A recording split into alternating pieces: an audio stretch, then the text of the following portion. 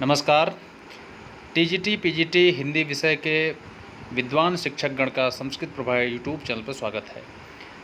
मित्रों, आप सबको बता दूं कि आप सभी का साक्षात्कार ज़रूर होना है। अभी डेट नहीं आई हुई है, डेट भी आ जाएगी। तब तक आपके पास पर्याप्त समय है, तैयारी कर लीजिए। कुछ मित्रों का एलटी ग्रेड शिक्षक भर्ती में चयन हो जाएगा और बहुत सारी सीटें जो हैं कहीं न कहीं से प्रतियोगी छात्र चयनित हो करके आप शिक्षक पद को सुशोभित कर रहे हैं। जैसा कि आप सब जानते हैं, हायर एजुकेशन में कोड 47 के तहत 46 के तहत वेटिंग लिस्ट में डायट प्रवक्ता और जीआईसी ऐसी तमाम प्रकार की जो भर्तियां हैं कहीं न कहीं से उन सभी भर्तियों में चयनित हो चुके हैं। आप सबके लिए अपार संभावनाएं हैं।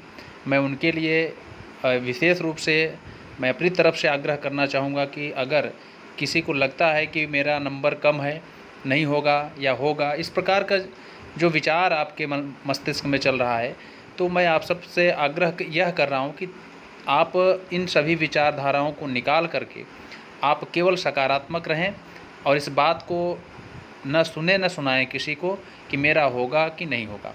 सबसे पहले इस बात को अपने मन से आप डिलीट कर दीजिए। आपका चयन होगा, यही आपको सोचना है। जी हाँ, इसको सोचने से आपका फ़ायदा है, घाटा नहीं है। तो चलिए, ज़्यादा बात नहीं करेंगे इस वीडियो में। और प्रश्न हमारा जवाब आपका श्रृंखला के तहत महत्वपूर्ण प्रश्न रखे जा रहे हैं जो कि आप सबको अच्छे लगेंगे। और जिन शिक्षकगण को इन सभी प्रश्नों का जवाब मालूम है वे कमेंट बॉक्स में कमेंट करेंगे, मैं पढ़ूंगा और आपका मूल्यांकन भी करूंगा कि आपकी तैयारी कैसे चल रही है। तो चलिए ठीक है, स्टार्ट करते हैं। पहला प्रश्न है, प्रगतिशील एवं प्रगतिवाद में अंतर बताएं। बहुत ही ज़बरदस्त प्रश्न है और अक्सर साक्षात्कार में इस प्रकार के प्रश्न पूछे गए हैं कि प्रगतिशील एवं प्रगतिवाद में अंतर बताएं। देखिए, पर्यायवाची शब्द जो होते हैं उनमें कहीं न कहीं से थोड़ा बहुत अंतर होता है। अगर आपसे कहा गया कि गणेश का पर्यायवाची बताइए, तो आप कहते हैं गणेश, एक तो यही शब्द हो गया। लंबोदर, एकदंत। देखिए, अगर हम कहें कि पर्यायवाची शब्द तो है, लेकिन लंबोदर और एकदंत में अंतर है। लंबोदर मतलब लंबा है, उदर उदर मतलब होता है पेट, जिसका अर्थात गणेश भगवान। तो यहाँ पर जो भाव है वो अलग आ रहा है। लंबा उदर वाला किसके ओर जा रहा है? गणेश भगवान की तरफ संकेत हो रहा है।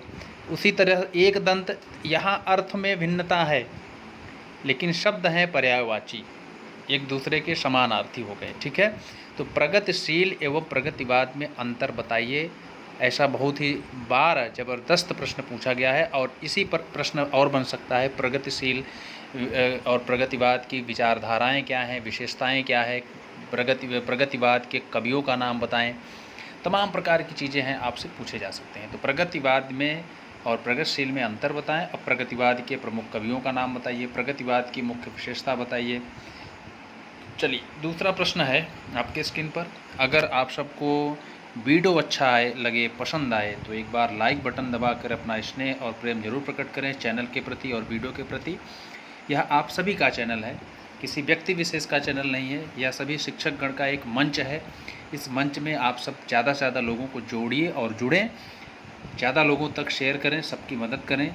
कर भला तो हो भला। आप दूसरों की मदद करते हैं तो निश्चित रूप से ईश्वर, अर्थात जिसको हम प्रकृति बोलते हैं, प्रकृति जो है आपकी मदद कर देती है, आपको पता नहीं चलता है।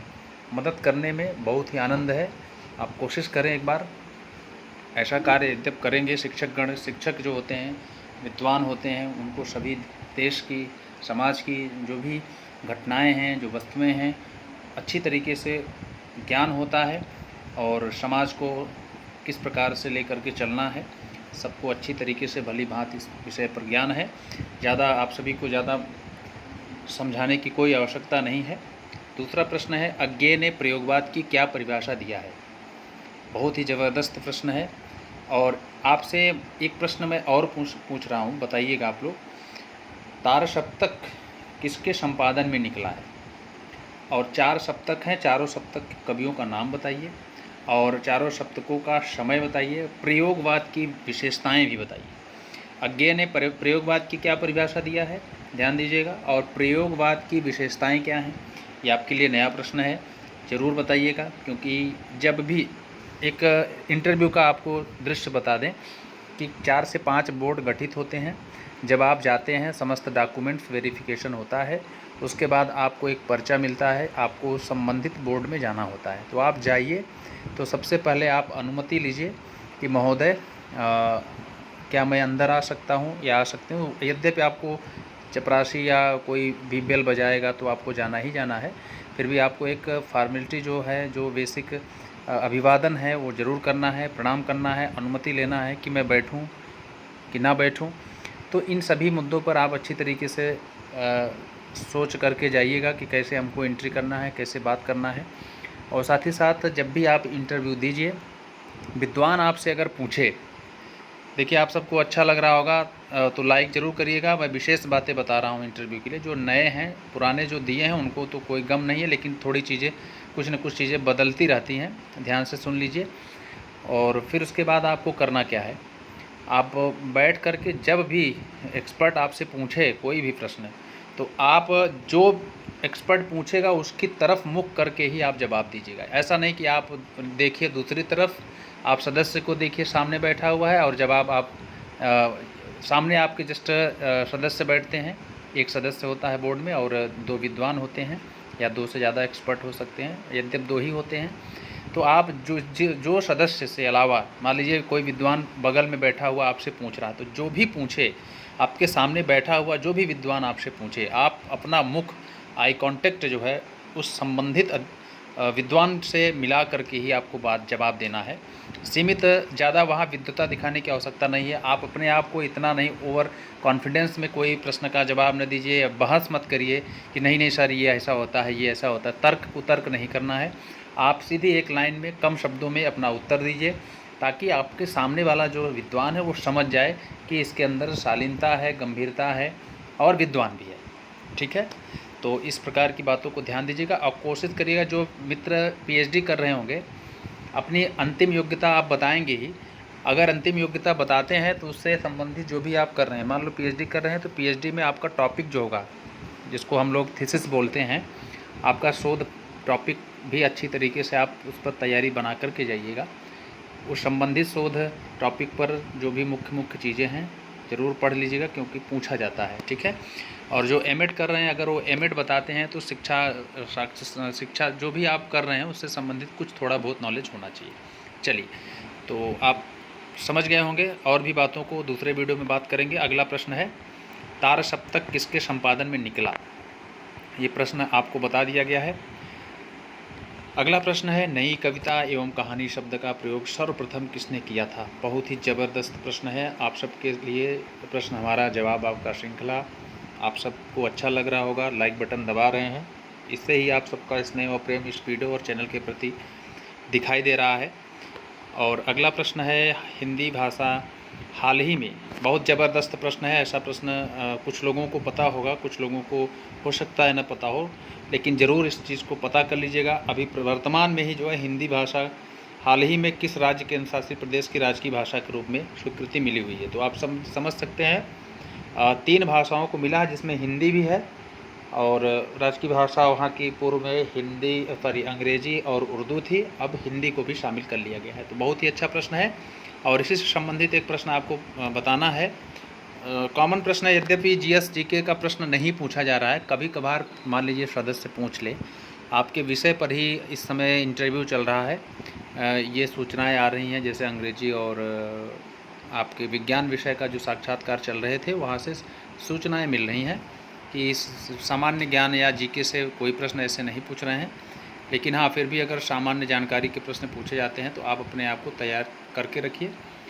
और कितने केंद्र शासित प्रदेश और कितने राज्य हैं तो आपको बताना है। ठीक है, भारत के कुल केंद्र शासित प्रदेश वर्तमान में। और ये प्रश्न आपके लिए गूढ़ है, आप बताइएगा, राजभाषा का गठन कब हुआ था? अगला प्रश्न है, प्रश्न हमारा जवाब आपका श्रृंखला के तहत, राजभाषा का गठन कब हुआ था? नेक्स्ट प्रश्न है, आचार्य रामचंद्र शुक्ल ने भक्ति काल को कितनी शाखाओं में विभक्त किया है? जी हाँ, आचार्य रामचंद्र शुक्ल ने भक्ति काल को कितनी शाखाओं में विभक्त किया है? तो इससे संबंधित प्रश्न आपको बता दें कि यहाँ जो आया था नई कविता शब्द का प्रयोग सर्वप्रथम किसने किया, इससे संबंधित 1-2 प्रश्न और आप बताइएगा। नई कविता की परिभाषा बताइए, नई कविता के प्रवर्तकों का नाम बताइए। ये प्रश्न आपके लिए अतिरिक्त है और आपको बताना भी है। अब देखिएगा अगला प्रश्न, हिंदी साहित्य का आविर्भाव कब हुआ था? बहुत ही ज़बरदस्त प्रश्न है। प्रश्न हमारा, जवाब आपका श्रृंखला के तहत। और ये आपके लिए अंतिम प्रश्न, हिंदी भाषा के अंतर्गत कुल कितनी बोलियां हैं? तो आपको जवाब देना है। आप सबको प्रश्न अच्छे लग रहे होंगे। यदि अच्छे लगे हों तो लाइक बटन ज़रूर दबाइए। कुछ लोग तो भूल जाते हैं कि लाइक बटन दबाएं कि डिसलाइक बटन दबाएं, तो जो भी दबाना हो आप दबा देंगे। तब भी आजकल डिसलाइक का जो है एक तरीके से क्रेज़ चल चुका है, तो जहाँ आवश्यकता होती है डिसलाइक बटन दबाने के लिए वहाँ आप लोग डिसलाइक दबाइए। जहाँ पर आपके जीवन से संबंधित कोई व्यक्ति जुड़ा हुआ है तो वहाँ लाइक बटन ही दबा दीजिए। अक्सर वो डिसलाइक कोई न कोई दबाता ही है, तो ऐसे व्यक्तियों को कोई मना नहीं कर सकता है, क्योंकि डिसलाइक बटन भी आना चाहिए, जिससे चीज़ें जो है और भी सुधार करने का अवसर मिले। और आप सबका स्नेह और प्रेम इस चैनल के प्रति अपार है, और आप सबको अग्रिम जो साक्षात्कार हो वह अच्छा हो, ऐसी शुभकामना हम करते हैं ईश्वर से भी, और निश्चित रूप से आप सबका साक्षात्कार अच्छा होगा। तो मिलते हैं पुनः दूसरे वीडियो के साथ, बने रहें इस चैनल पर। धन्यवाद।